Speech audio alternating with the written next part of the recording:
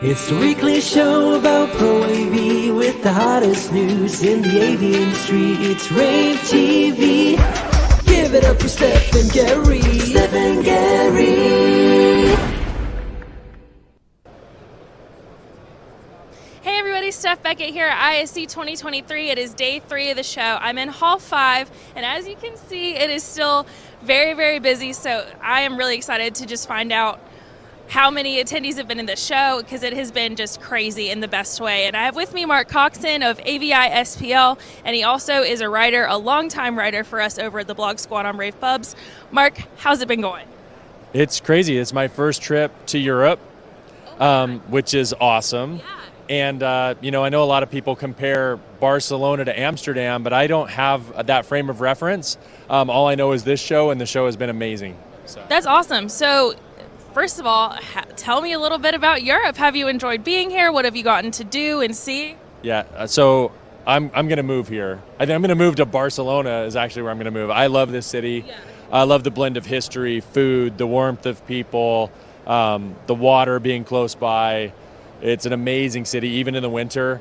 And I'm thinking I might have to move across the ocean. Yeah, I think that every time I come here, I'm always like, so what if I just stay? Like, what will happen if, rAVe maybe needs somebody to report from here? Yeah. I mean, if I move in a loft in the Gothic district, are they ever going to fish me out of there? Yeah, Probably not. No. You'll never take me alive.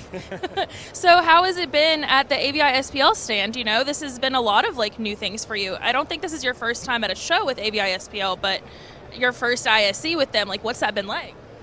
It's been really great. It's an interesting market. Europe is way different, right? And because it's distributor driven, it's smaller regional dealers doing work within very specific territories and less like the US with having to do national work.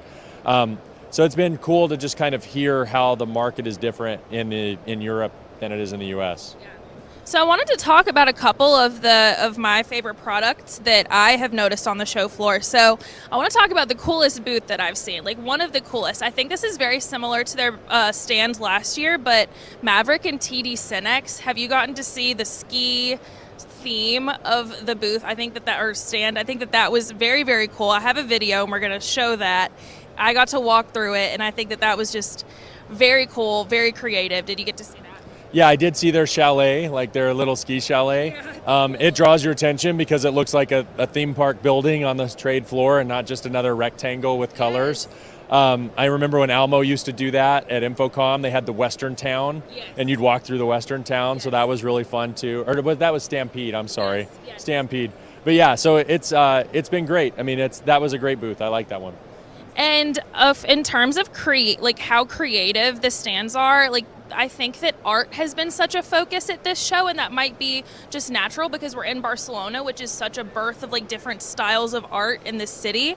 But Vestal has been really creative. They actually they had a bunch of displays arranged in a circle showing how you can really put them any which way and they'll still work, which is so creative. I just love when manufacturers find cool and interesting and new ways to tell a story with their products. I really do think that we are going away from just a matrix switcher on a pedestal.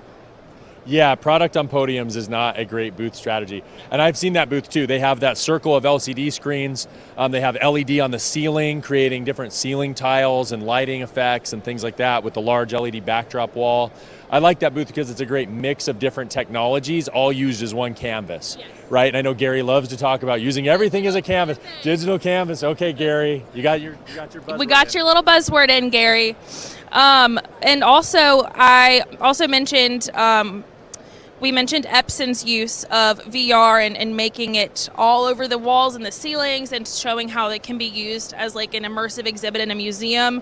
Panasonic did something similar in the Panasonic Connect side of its stand, just kind of showing how many ways you can truly do AV. AV can be beautiful. It's meant to be beautiful, just kind of proving we're really going away from just showing the product. It's so much about showing what the product can do, and AVI SPL did that on its stand as well, showing, hey, look how this can be used in a meeting. We're doing it right now. Yeah, that's really what we've been trying to do is create the experience that you want to create for your customer And then if they want to talk about what it takes to build that experience, great.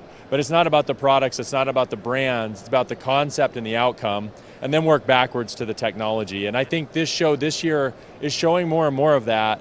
And in the past, it has been, the black box on the white pedestal. So. And I think that's going to be gone very, very soon. So, Mark, I wanted to thank you once again for joining me. Last question I'll ask you is, where can people find you? Where can people find more information or reach out? We're in 2N200 here. If you're at ISE and you're catching this, you can come visit us. We're doing some virtual production and a bunch of other things there. You can find me writing for rAVe Pubs, podcasting for rAVe Pubs. I'm on Twitter as at AV Phenom. So I have a digital footprint. I'm not able to hide from the Russians. You're going to find me if you look for me. So type in my name and I'll pop up somewhere. Well, thank you so much, Mark. Appreciated having you on the show today. I'm going to bring on my next guest now, and that is Bram Hans. He's head of marketing at LG Electronics Business Solutions. How's it going, Bram? Yeah, very good. Thank you very much. How's the show been for you? I know LG has also been a very busy stand. I have not seen it not busy. So tell me how that's been going. Well, it's been busy for them. It's been busy for us. It's been busy overall at ISE. So, and definitely you can see that reflected at our booth. But so far, the feedback has been very positive. Even when you consider it's been only 7 months, of course, that we were here. So, we were very surprised to see the turnout. Yeah. I did want to talk very briefly. I know that we've already mentioned it on other episodes that we've done of rAVe TV this week, but the LG magnet, I have to bring it up again. It's so beautiful, and I was here during setup, and I was like, what is this curtain? I need to know what's behind here. And it is absolutely beautiful, extremely narrow pixel pitch. Of course, I think it's a 0.7, 0.68 millimeters. Yeah, that's extremely narrow. So tell me a little bit more about it. Yeah, so it's our LG Magnet micro LED product. It's extremely accurate and good in color reproductions. It's one of those products, unfortunately, you have to see for yourself. So those people who are at ISE still have the chance to go there.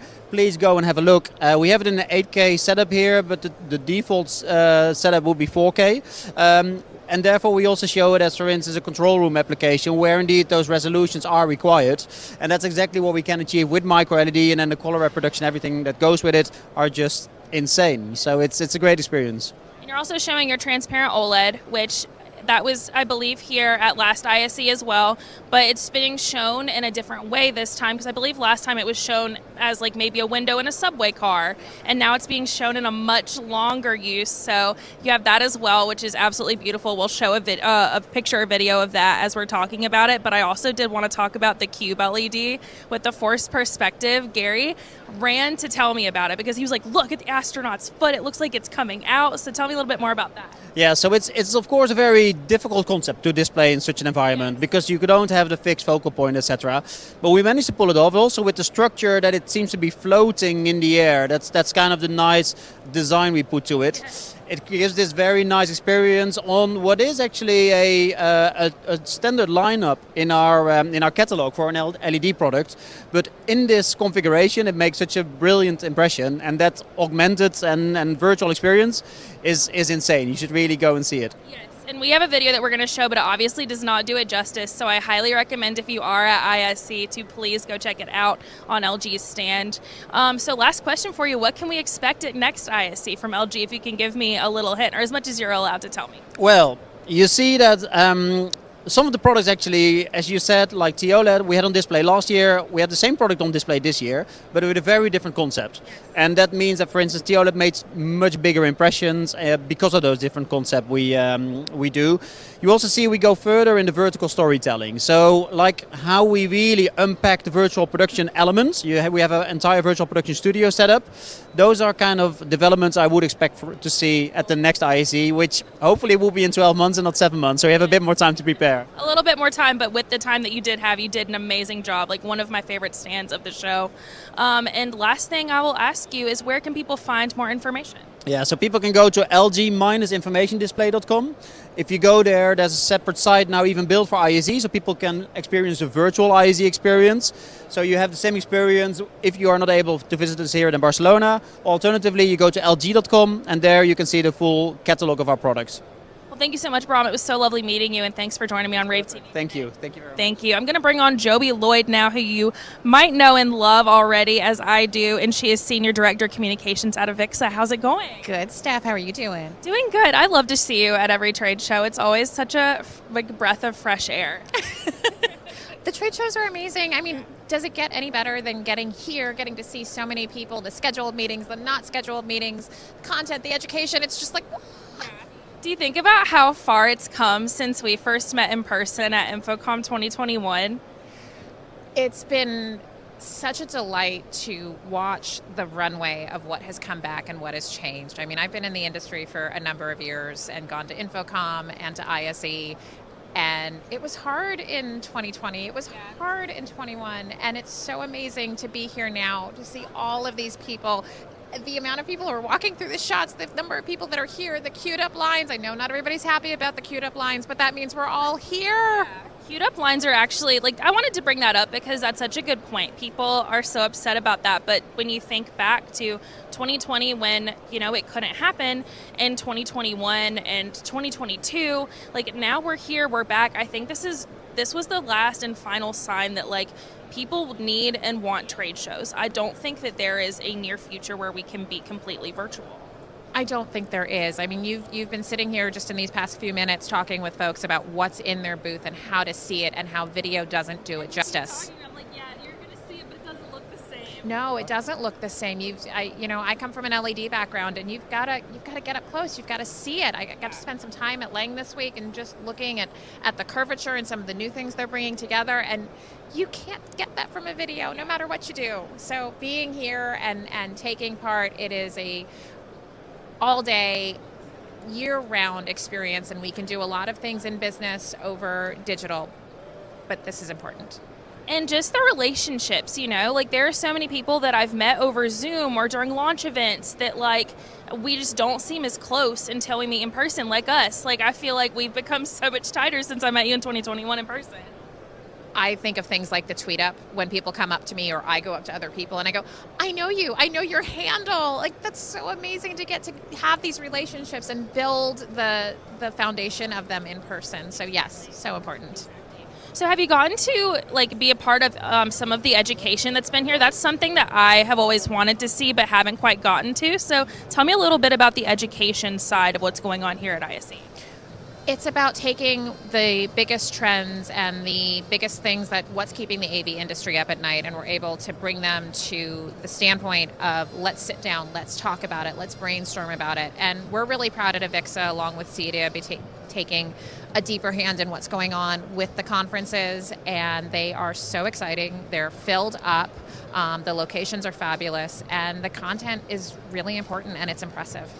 So based on the attendance at the education sessions, based on the attendance just generally on the show floor, do you think this is a hint to what InfoComm is going to be like this year? I know it's in Europe, so we can't totally say, and there's no total way to make, there's no total number we can give or total, you never know what can happen. No, we're going to get to hear all about it on Friday, and I am not the owner of the crystal ball, so I will not be making predictions, but I can tell you that as we look at the sales and the exhibitors that will be at InfoComm, I can tell you things are looking great.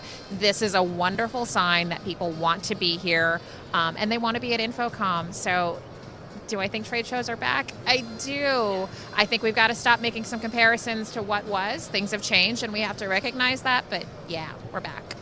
I agree, Sue. I think this is a great note to leave it on, but Joey, last thing I'll ask is where can people find more information about Avixa? Well, come on by, hang out at the booth. We've got our exchange booth live, and you can find that at 3Q400. We've got stuff going on all day. We've got mixers, we've got big brainstorms, we've got panel sessions, we've got all the ways to come and engage with us. Stop by for a snack, stop by for a drink, stop by and say hi. Joey, thank you so much for joining me on rAVe. Yeah, absolutely. And just a few last notes I will give.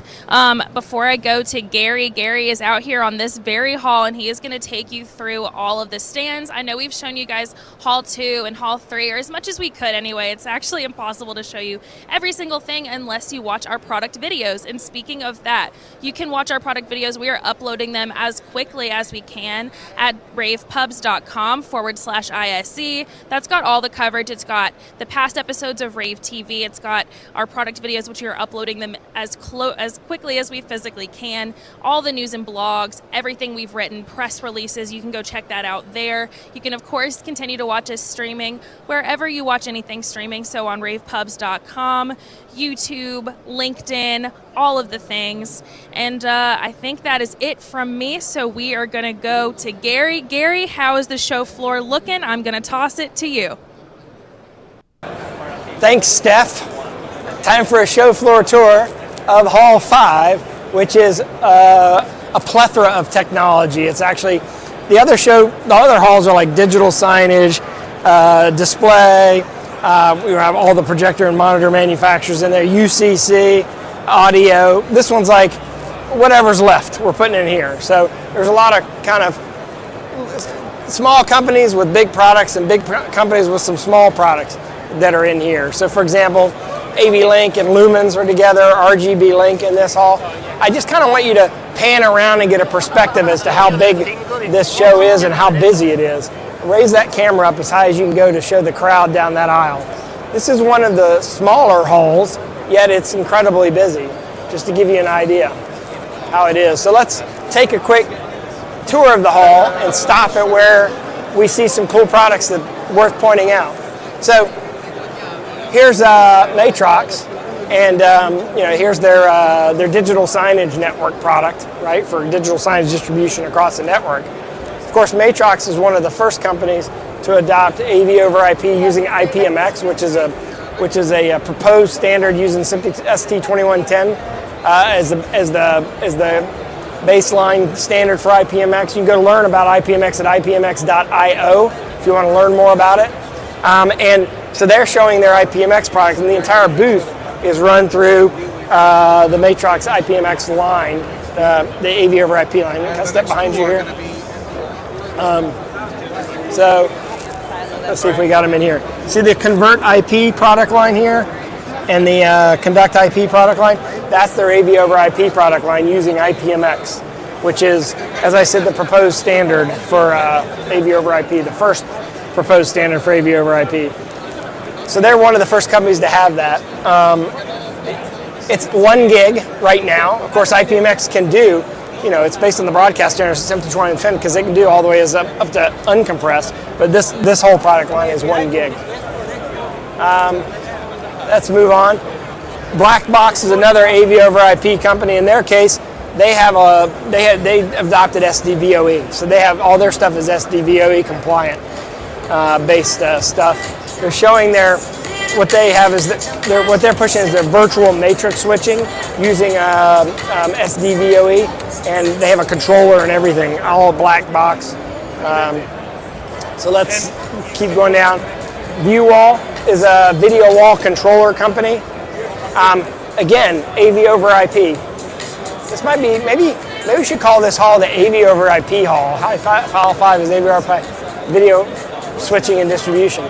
So ViewWall has an interesting concept because they've sort of like really simplified the idea of video walls using AV over IP. So it's an AV over IP company, basically. You should check them out at viewwall.com, VUWALL.com if you don't already know them.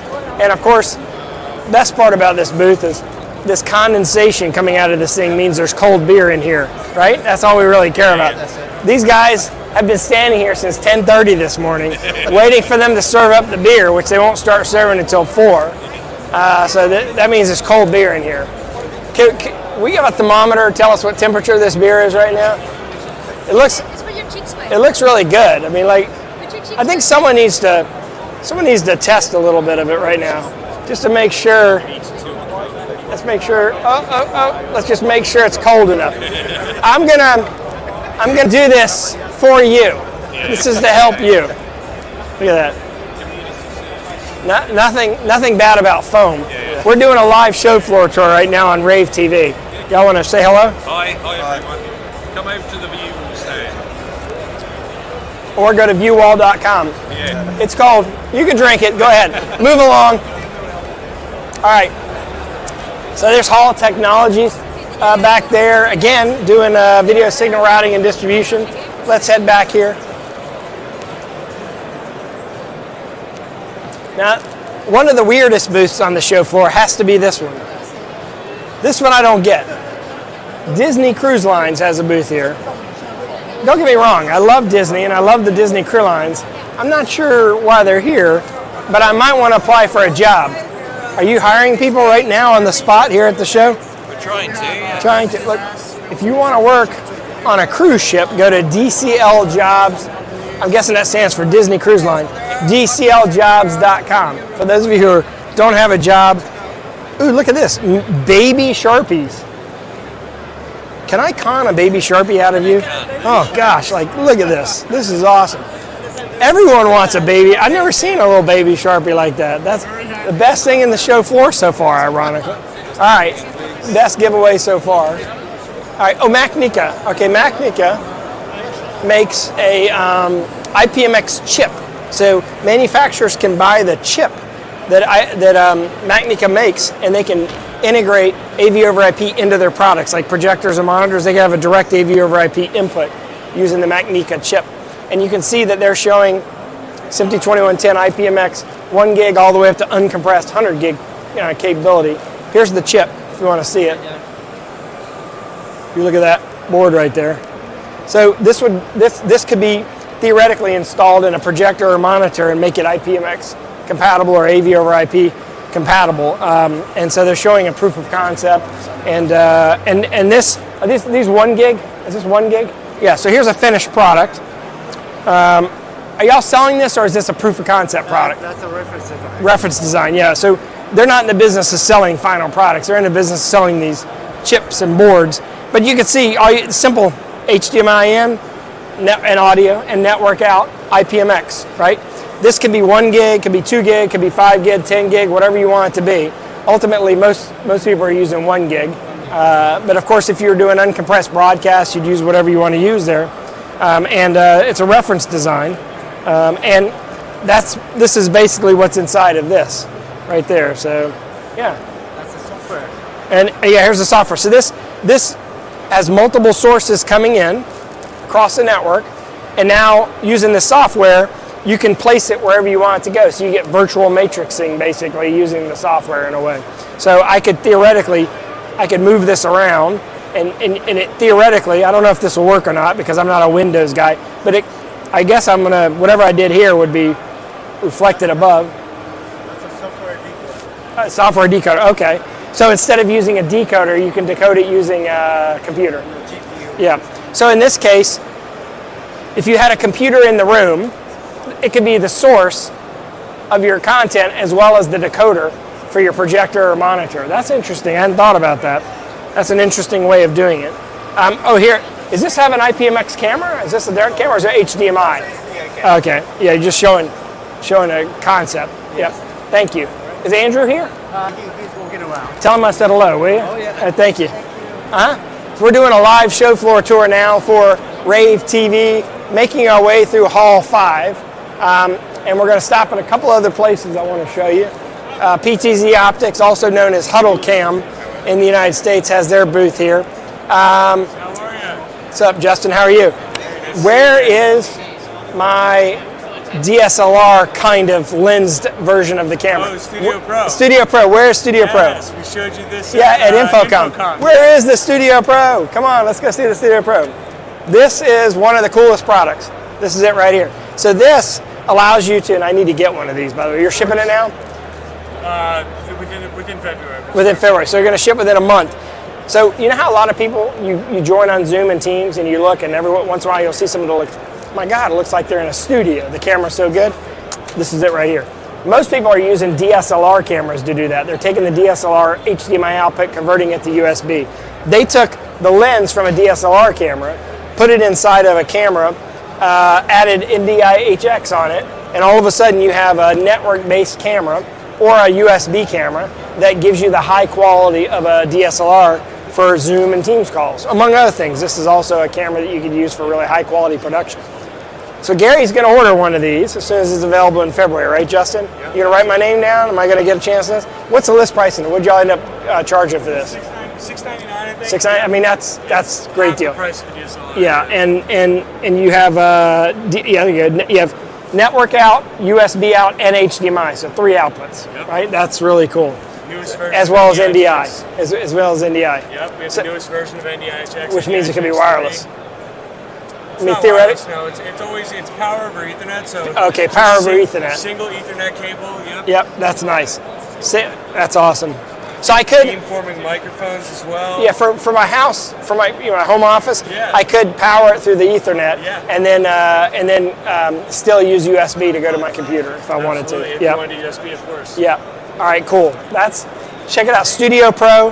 At Infocom, it looked a lot different than this. Y'all refined the design quite a bit. It looks good. Well, we turned it sideways. It's because it can do vertical. Yeah, or horizontal. Yeah, that was another thing is they're aiming this at like influencer content people as well.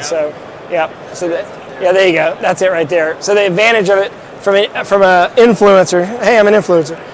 Content would be they get a much higher quality camera than using an iPhone for that kind of content. Thanks, Justin. Yeah.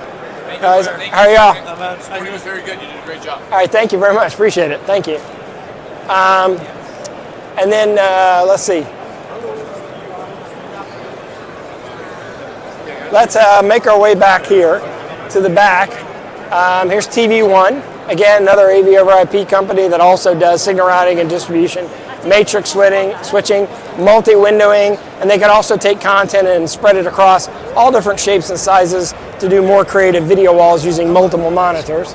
I think everyone knows kind of who they are. Nothing new from them. Here's the Ames Alliance booth. This is the standards people. Ames Alliance is the ones it's proposed the IPMX standard for AV over IP. This is the first time they've had a substantial booth at a trade show, and of course they're featuring all their alliance partners. If you take a look at the Ames Alliance members over here, and this is one of the reasons why this will likely be a standard that'll get adopted, is look at all the brands that are on here that have already signed on to do AV over IP using the proposed standard. So look at the big brands like Yamaha, Sencor, Toshiba, Canon, Barco, Disney, NEC. You're talking about big broadcast brands as well as Pro AV brands there. Speaking of which, a brand new company here at the show is this company here, Plexus AV. This is a company that's doing hey, how are you? I'm doing a live show floor tour. How you been? I haven't seen you in a while. Yeah. You doing well? Yeah, sure. Are you working here? Yeah. YTech? Yeah. What does YTech do, Derek? What do we do? Yeah. We offer solutions for control rooms. Control room solutions. Now, Dirk Hendricks is the guy who launched ClickShare at Barco 13 years ago. 2011, right? 2012? 2012. So 11 years ago. That's amazing. And now he's working at YTech, which is Command and Control. Command and Control. We have about 50,000 installations worldwide. So. Wow. Congratulations, man. It's good to see you. Good to see you again. Yeah. Yeah. See you later. Here's Plexus. Plexus AV is hey, how are you doing? I'm doing a live tour this is actually rAVe TV. Okay.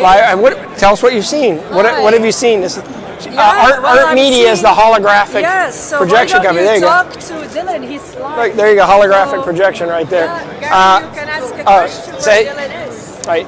So we're live on rAVe TV. And who's this? What is your name? Hi there. I'm Dylan O'Reilly. Dylan. Yes. Where are you standing, Dylan? Where are you located? I am located in London, in the beautiful neighborhood of Hammersmith, on the west side of the city. See, check this out. This is a holographic technology here where and actually you may remember I used this about a year and a half ago in Dallas, Texas.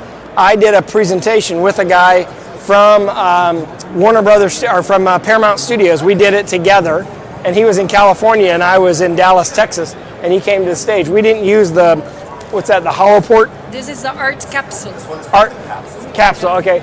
We didn't use the capsule. We used the other one that using Art projection. screens, Art yeah. screen. Yeah. So yeah, this is a neat technology. It's real time connection between the two, and it kind of revolutionizes video conferencing. This is a different kind of video conferencing. So if you're doing C-suite type applications where the CEO of a company needs to have a one-on-one meeting with somebody or needs to present to a large audience, this would be the way to bring that person into your organization and get a much better, more engaged experience than Zoom or Teams or something like that.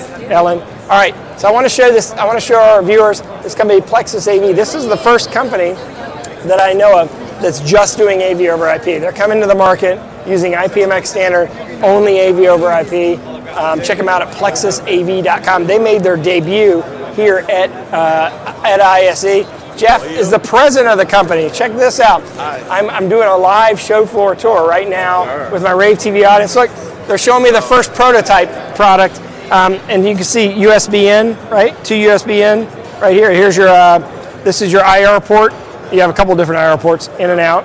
HDMI in, and then fiber out and network, right? So all it does is convert HDMI, USB, and audio, obviously Phoenix connectors here, to AV over IP using the IPMX standard, which is the booth we just came from. They're the first company that's exclusively AV over IP using only IPMX. And look at the small form factor of this compared to all the other AV over IP products out there. Compare this to everything else you see on the market. It's a lot smaller. You have an HDMI. Is this a loop through or a buffered output? It's a buffered output. Buffered output, so that means you could even run this second one a long distance. It's going to be isolated from the input, which is critical. And what do you think? This has got an LCD screen on it for indication of status. Where do you think where we're going to see this come to the market? When do you think we'll be shipping this? It will be ready actually for show all the solution in June, InfoComm. So InfoComm. And then ready to ship in August. There you go. Check it out. plexusav.com. Go follow them on social media, especially on LinkedIn. And thanks for joining me for this live show floor tour of Hall 5. Thanks for watching rAVe TV today. We still got one more day of the show, so keep watching. All of our coverage is at ravepubs.com/ISE. It's the weekly show about Pro AV with the hottest news in the AV industry. It's rAVe TV.